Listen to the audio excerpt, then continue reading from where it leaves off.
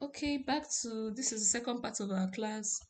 So I was talking about turmeric, that it's effective against gram-positive and gram-negative bacteria, fungi, and other intestinal parasites. Okay, it has also been found to be effective against Aspergillus parasiticus and so many other organisms as you read through. The next one we'll be talking about is nutmeg and maize. I'm not sure you guys are quite familiar with maize, but let's stick to the nutmeg that we know. We know that nutmeg has a beautiful flavor that it adds to foods. Like me personally, I love to cook with nutmeg.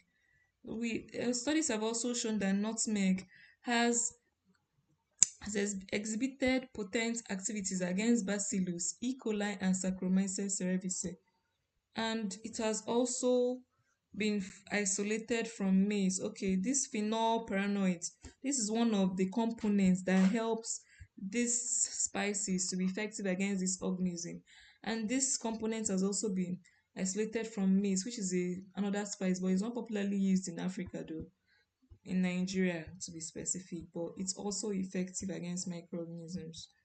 So we'll be talking about clove. Like for a lady, if you don't know what clove is, I don't know if I don't know what part of the continent you're in, but of course, I'm sure everybody's aware of what cloves are.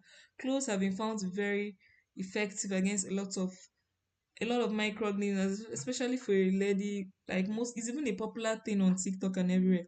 If you're having an infection, I'm sure as you're going streaming down your timeline on TikTok, you've seen videos about telling you to take cloves if you're having an infection. Why do you think people they recommend cloves? Because clove has been found to have a strong, potent antimicrobial activity against lots of microorganisms.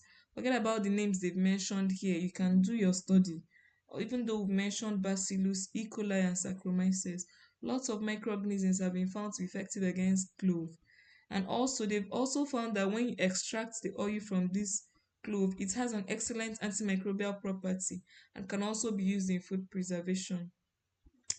It also says here that it has an inhibitory effect on several genera of bacteria, including animal and plant pathogens, food poisoning, and spoilage bacteria. Clove is very effective against a lot of microorganisms. It's a strong antimicrobial agent. Okay, we're also talking about black pepper. I'm sure most of you use black pepper in your house when you don't have fresh pepper. It has also been found to have, even though it's weak inhibitory effect, is quite effective against some microorganisms. It's quite therapeutic. So when the oil is being extracted, it has been found to have antimicrobial activity, and you can just read through and get acquainted to most of it. Because look, as you can see here, it has been found to be effective against gram-negative bacteria. Okay, it says here that gram-positive bacteria are more susceptible. That means that black pepper can be used to eliminate more gram-positive bacteria than gram-negative bacteria, according to the research that I used. So, in summary, antimicrobial activity of some spices and herbs is documented. The normal amount added to food for flavor is not sufficient to completely inhibit microbial growth. That was what I wanted to say earlier. You can't tell me if you're having an infection now, you go and say, "Oh, I've eaten bay leaf in my jollof rice. I added garlic and ginger in my soup, so I'll be cured." The amount of spices you add to your food cannot be enough to eliminate the microorganisms that cause diseases to you.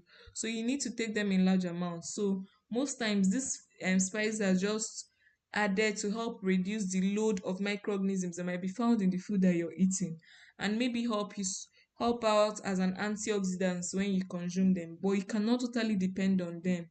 But it's important to know that they have this effects against antimicrobials.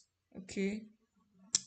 Okay, I also talked about the list of microorganisms that have shown resistance and are effective against herbs and spices. And in general, it's important to know that we can't do without these herbs and spices. And it's also a point that it's a heads up to know that at least they are fighting for us. They have some antibacterial effects against microorganisms that threaten our health system. So thank you guys for listening to my class. I hope this video was quite helpful. I hope to see you guys in my next class. Thank you and bye.